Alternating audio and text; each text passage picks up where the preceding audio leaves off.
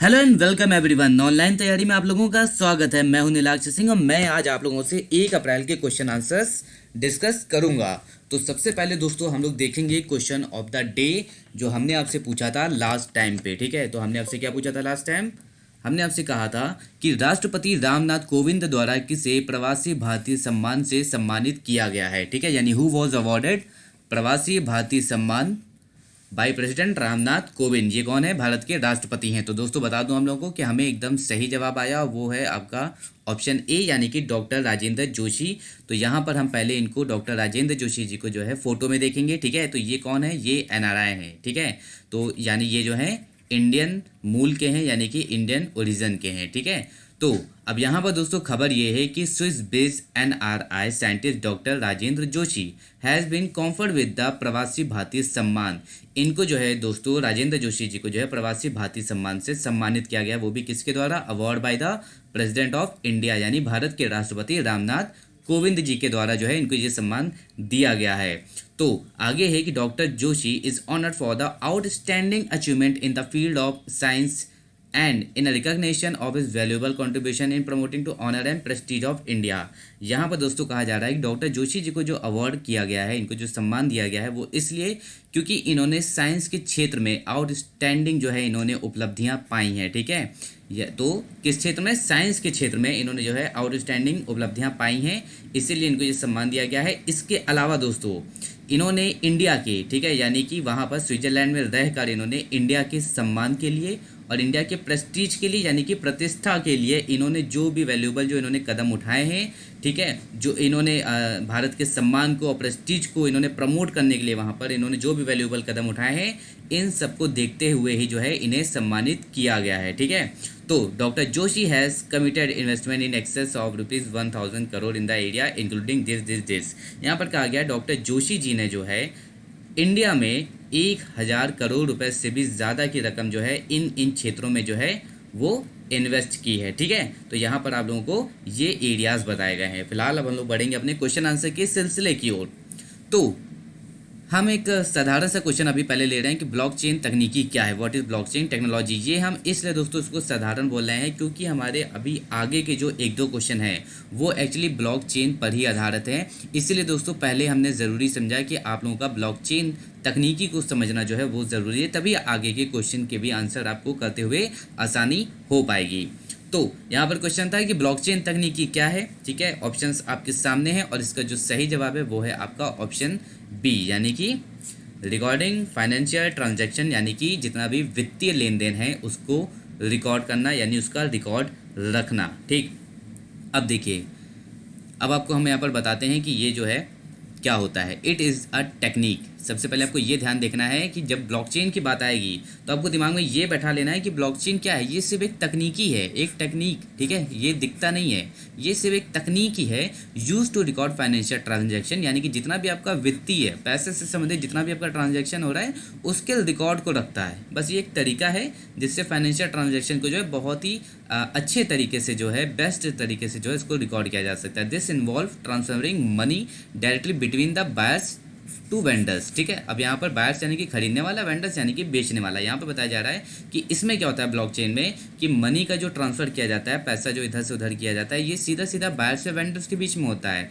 अब यहाँ पर इसलिए ऐसा बताया जा रहा है क्योंकि यहाँ पर जो है किसी भी मीडिएटर का काम ही नहीं है। ठीक है, तो यहाँ पर जो है किसी भी दोस्तों मीडिएटर का काम नहीं होता है, इसलिए जो है ये थोड़ी सी आसान पद्धति है और बेस्ट भी है। ठीक है, बेस्ट क्यों है? क्योंकि जब मीडिएटर होता है, ठीक है, मीडिएटर को क्या बोलते हैं, यानी कि जो बिचौलिया होता है ना, तो जब बिचौलिया होगा तो वो भी किसी न किसी तरीके से पैसे को लेने की कोशिश करेगा। तो इस तरीके से ना ही तो बिचौलिया के झंझट में पड़ना पड़ता है, ना ही तो जो है पैसा भी हमारा बचता है क्योंकि बिचौलिया नहीं होता है। तो इस लिहाज से इसको बेस्ट बोला जाता है ब्लॉकचेन टेक्निक को। सो आगे ये है, इसको समझिए अब आप कि there is no need for any intermediation. ठीक है, जो हम अभी आपको बता रहे थे कि यहाँ पर जो है किसी भी तीसरे बंदे की ज़रूरत नहीं पड़ती, यानी किसी बिचौलिए की जो है ज़रूरत नहीं पड़ती है इन दिस ट्रांजैक्शन, यानी ट्रांजैक्शन करने में, यानी पैसा इधर से उधर करने में। And there is no service charge और वेरी लिटिल।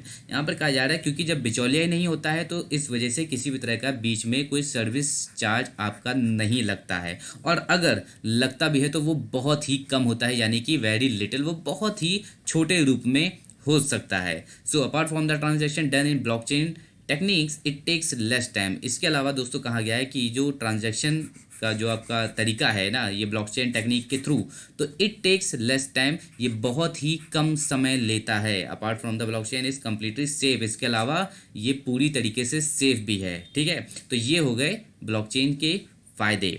तो अब यहाँ पर बताया गया है कि there are 5 insights in one block. ठीक है, यहाँ पर यानी कि जो ब्लॉकचेन में इन 5 बातों को ज़रूर शामिल किया जाता है। वो 5 बातें क्या हैं? पहली, ब्लॉक नंबर्स ज़रूरी हैं। दूसरा, specific number of current block, जो करंट आपका ब्लॉक है उसका जो है स्पेसिफिक नंबर भी होता है और प्रीवियस ब्लॉक का भी नंबर होता है, यानी कि पिछले ब्लॉक का भी। ठीक है, और टाइम होता है कब ब्लॉकचेन ज्वाइन करने का। इसके अलावा ट्रांजैक्शन फिगर्स, जो भी आपके डेटाज हैं, स्टैटिक्स हैं, उनकी भी जानकारी होती है। फिलहाल दोस्तों आगे बताया गया है कि वेयर इज़ द यूज़, इसका यूज़ कहाँ पे होता है। तो इनका यूज़ जो है दोस्तों यहाँ पर आप देख सकते हैं कि काइंड ऑफ डेटा सेव, इनमें से किसी भी तरह के डेटा को सेव रखने के लिए जो है इसका यूज़ किया जाता है। और यहाँ पर आपको जो है यहाँ पर दिए गए हैं वो एरियाज़, ठीक है, जिन जगहों पर जो है ब्लॉकचेन का यूज़ होता है। तो फाइनली आपने क्या जाना है कि ब्लॉकचेन जो है वो एक टेक्निक है, बहुत ही पैसे के ट्रांजैक्शन को बायर्स और वेंडर्स के बीच में सेफली तरीके से करने के लिए। इसमें बिचौलिया नहीं होता है, इसलिए इसमें किसी तरह का सर्विस चार्ज नहीं होता है। ये पूरी तरह से कम्प्लीटली सेफ माना जाता है। फिलहाल दोस्तों अब बढ़ेंगे हम लोग अपने अगले क्वेश्चन की ओर। वाणिज्य सचिव अनूप वधावन ने ब्लॉकचेन आधारित कॉफी ई मार्केट प्लेस का आरंभ किया। इसलिए दोस्तों हमने आपको पहले ब्लॉकचेन के बारे में बता दिया था। तो क्वेश्चन क्या था कि commerce secretary Anup Wadhawan launch the block based coffee e market place. ठीक है, तो ब्लॉकचेन आधारित, यहाँ पर अभी ब्लॉकचेन तो हमने आपको समझा ही दिया था, ये एक टेक्निक थी। अब यहाँ पर क्या रहा है कि इसी पर आधारित एक कॉफी ई मार्केट प्लेस का आरंभ किया गया है। सिर्फ आपको इतना ध्यान देना है कि कॉफ़ी ई मार्केट प्लेस का जो है आरंभ किया गया है, इसी वजह से ब्लॉकचेन जो है वो न्यूज़ में आया। ठीक है, तो कॉफ़ी ई मार्केट प्लेस का आरंभ किया गया है और ये ब्लॉकचेन को देखा देखी ही, यानी इसी के ऊपर आधारित किया गया है।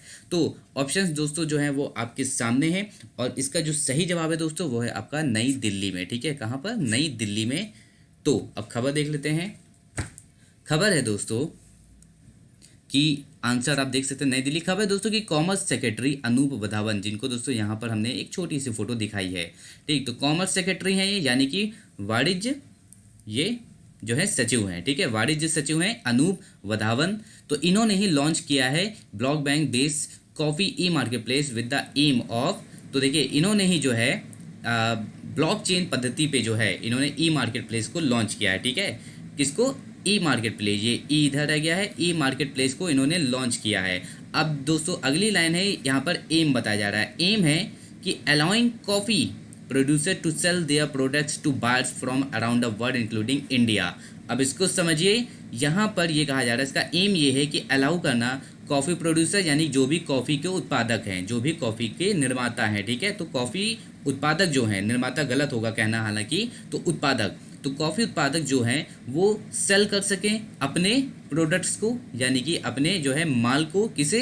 खरीदने वालों को, बायर्स को, around the world including India, यानी इंडिया के साथ साथ पूरे दुनिया में। ठीक है, यानी कि ग्लोबल लेवल पे। ठीक, तो ये क्या हो रहा है यहाँ पर ये हो रहा है दोस्तों कि एक तरीके से कॉफ़ी की यहाँ पर जो बात हो रही है, तो यहाँ पर ये कहा जा रहा है दोस्तों कि कॉफ़ी के को सेलिंग, ठीक है, कॉफ़ी की जो दोस्तों सेलिंग है उस प्रोसेस को इतना आसान कर देना कि बहुत ही आसानी से इंडिया के साथ साथ इंडिया के बाहर भी जो है, यहाँ पर कहा जा रहा है ना, India and around the world, जो बहुत ही आसानी तरीके से है जो इसके सेलिंग हो पाए।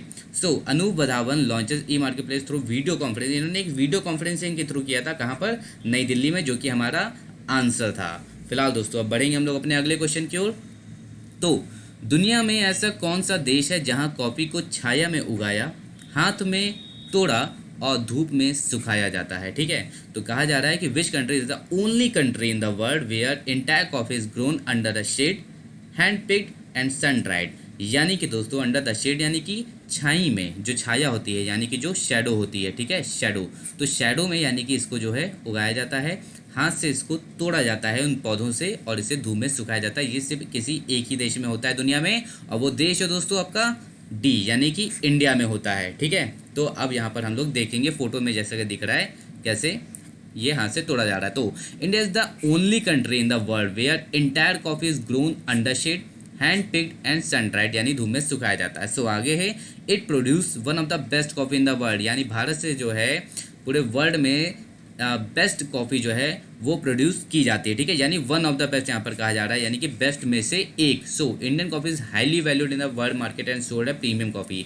इंडियन कॉफ़ी जो है दोस्तों वो इतनी पसंद की जाती है पूरे वर्ल्ड मार्केट में, इसको जो है इंडिया से प्रीमियम कॉफ़ी के रूप में बेचा जाता है, ठीक है, प्रीमियम कॉफ़ी के रूप में इसको बेचा जाता है वर्ल्ड मार्केट में। So it produce one of the best coffee in the world, यहाँ पर जैसे बताया गया है, and produce by small coffee growers, जो छोटे कॉफ़ी के उत्पादक हैं उनके द्वारा, और tribes farmer in the western and eastern Ghat, यानी कि ये आपका वेस्टर्न और ईस्टर्न का मतलब क्या है, आपका पश्चिमी और पूर्वी घाट से जो जनजातीय किसान है, ट्राइब यानी कि जनजातीय किसान है, उनके द्वारा जो है इसकी पैदावार की जाती है, किसकी, कॉफ़ी की।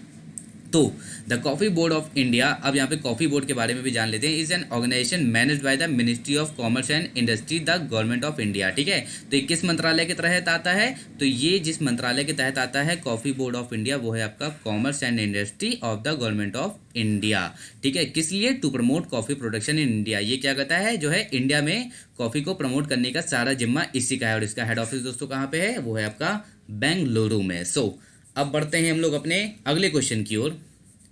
निम्नलिखित में से कौन सा राज्य संचालित बैंक पीएनबी हाउसिंग फाइनेंस में अपनी हिस्सेदारी का हिस्सा जनरल अटलांटिक ग्रुप को बेचने की योजना बना रहा है, ठीक है, यानी which of the following state run banks is planning to sell part of it stake PNB housing finance to General Atlantic group. तो यहाँ पर दोस्तों ऑप्शंस आपके सामने हैं, उम्मीद है आप लोग हमें आंसर्स कर रहे हैं, और इसका जो सही जवाब है वो है आपका पीएनबी यानी कि पंजाब नेशनल बैंक, ठीक है। तो क्वेश्चन क्या था कि कौन सा बैंक, ठीक है, पीएनबी हाउसिंग फाइनेंस में, पीएनबी बैंक अलग है और पीएनबी हाउसिंग फाइनेंस जो है ये अलग है, तो पीएनबी हाउसिंग फाइनेंस में कौन अपने हिस्सेदारी का एक हिस्सा छोटा सा जो है जनरल अटलांटिक ग्रुप को बेच रहा है। तो अब बढ़ते हैं हम लोग अपने एक्सप्लेनेशन की ओर। तो बात हो रही थी सबसे पहले हमारी पीएनबी की, अब यहाँ पर न्यूज़ ये है दोस्तों, Punjab National Bank has sold 13.01% stake in PNB housing limited, ठीक है। तो हमने आपसे कहा था पीएनबी बैंक अलग है और पीएनबी हाउसिंग लिमिटेड अलग है, ठीक। तो पंजाब नेशनल बैंक अपना 13.01% जो है वो पीएनबी हाउसिंग लिमिटेड में बेच रहा है, किसको, जनरल अटलांटिक ग्रुप को, जो कि क्वेश्चन में था। इसके साथ साथ एक और को, वो है वार्डे पार्टनर्स, ठीक है, वार्डे पार्टनर। तो टोटल दो लोगों को जो है अपना 13.1% जो है ये बेच रहा है, पहला जनरल अटलांटिक ग्रुप, दूसरा वार्डे पार्टनर्स, कितने में, 1851.60 करोड़ रुपीस में, ठीक है, कितने में, 1851.60 करोड़ रुपीस में जो है ये सेलिंग होगी। सो अंडर द अग्रीमेंट, यानी कि ये जो समझौता हुआ है इसके तहत Punjab National bank PNB housing finance limited will set it's, यहाँ पर दोस्तों ये जो आपको बताया गया है ये डेटा, ठीक है, तो इतने इक्विटी शेयर जो हैं ये जनरल अटलांटिक ग्रुप को बेचे जाएंगे, और इससे क्या होगा, 850 पर शेयर के हिसाब से जो है बेचा जाएगा। टोटल कितने शेयर हैं, ये रहे आपके सामने, ठीक है। तो यहाँ पर दिखा है आपको इकाई, दहाई, सैकड़ा, हज़ार, 10,000, लाख, 10 लाख, करोड़। तो ये जो दोस्तों आपके सामने 1,08,91,733 जो आपका इक्विटी शेयर है ये 850 पर शेयर के हिसाब से बेचा गया है, ठीक है। अब ये चीज़ आपको ध्यान रखनी है। और it will get 92.580 crore rupees, इससे क्या होगा, 925.80 करोड़ रुपए का जो है पीएनबी को फायदा होगा। सिमिलरली इसी तरह जो है PNB has tie up with the Warde partners, जो हमने आपको दूसरा बताया था, ठीक है, वार्डे पार्टनर्स, तो उसको जो है ये 1,08,91,733 इक्विटी शेयर जो है वो बेचेगी, कितने में, ठीक है, तो 925.80 करोड़ रुपए का इससे इसको फायदा होगा। तो पहले से 925.80 करोड़ का फायदा हो रहा था, दूसरे से भी 925.80 करोड़, और टोटल यहाँ पे आपको बता दिया गया था पहले ही कि 1851.60 करोड़ में जो है ये सौदा हुआ है। So at the end of the December 2018, दिसंबर 2018 के आंकड़े के अनुसार हम आपको बता रहे हैं कि पीएनबी के पास में 32.79% स्टेक हुआ करता था इन पीएनबी हाउसिंग में, ठीक है, लेकिन इसमें से जो है ये 13.01 जो है ये स्टेक को सेलिंग कर रहा है। सो दोस्तों बढ़ेंगे हम लोग अपने अगले क्वेश्चन की ओर। भारतीय क्रिकेट कंट्रोल बोर्ड के एड हॉक एथिक्स अधिकारी कौन है, ठीक है, यानी who is the ad hoc ethics officer of the board of control for cricket in India. So ये जो नियुक्ति हुई है ये हुई आपकी 28 मार्च को, ठीक है। तो इसका सही जवाब हम लोग पहले जान लेते हैं, वो है डी के जैन। कौन है डी के जैन, तो ये है जस्टिस, ठीक है, जस्टिस डी के जैन, जिनको यहाँ पे मैंने आपको फोटो में दिखाया है।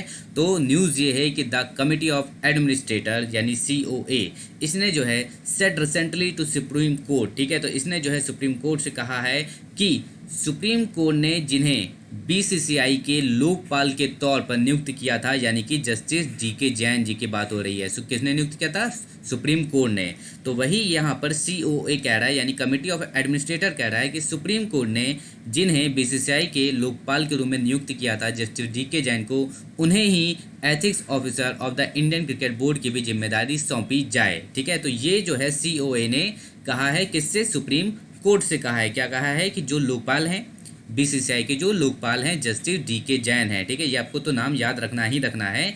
तो ये जो है will now serve as the ethics officer of the Indian cricket board, ये जो है इंडियन क्रिकेट बोर्ड में एथिक्स ऑफिसर के रूप में भी कार्यभार संभालेंगे। तो पहले आपको बता दें, ये जो कार्यभार होगा एथिक्स ऑफिसर का, ये जो है आपका टेम्परेरी होगा, ठीक है, यानी कि यहाँ पर जो है बात परमानेंट की नहीं हो रही है, ये टेम्परेरी की बात हो रही है। तो he will remain on this post till the appointment of new ethics officer. तो आपको समझ ही आ गया होगा कि ये इस पोस्ट पर तब तक रहेंगे जब तक नए एथिक्स ऑफिसर का जो है अपॉइंटमेंट नहीं हो जाता है। इसलिए मैंने कहा था कि ये टेम्परेरी जो है नियुक्ति है, यानी इन्हें जो है एक तरीके से हिंदी में क्या कहते हैं कि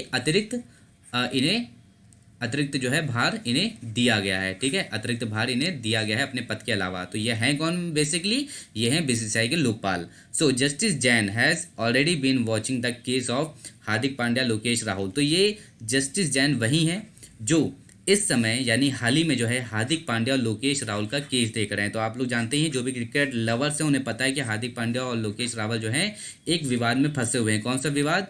both the cricketers were band by the BCCI, दोनों ही क्रिकेटर्स को जो है BCCI के द्वारा जो है बैन कर दिया गया था for their controversial comments during the television show, क्योंकि उन्होंने एक विवादास्पद जो है कमेंट किया था एक टेलीविजन शो के दौरान। But later the two were allowed to play, लेकिन कुछ समय के बाद में जो है दोनों को खेलने की जो है इजाज़त दे दी गई। लेकिन इनका जो मामला है वो अभी भी जो है चल रहा है, और कौन देख रहा है? Justice DK Jain ji. तो दोस्तों अब हमारा समय हो गया क्वेश्चन ऑफ द डे का। क्वेश्चन ऑफ द डे हमारा कि आपको बताना है वर्तमान में ICC का मुख्य कार्यकारी अधिकारी कौन है, ठीक है, who is currently the chief executive officer of the ICC। तो दोस्तों अगर ये क्वेश्चंस आपके लिए लाभदायक हों तो ज़रूर इसे लाइक कीजिएगा, इसे शेयर करना मत भूलिएगा। हम आपसे मिलेंगे अब कल यानी 2 अप्रैल को।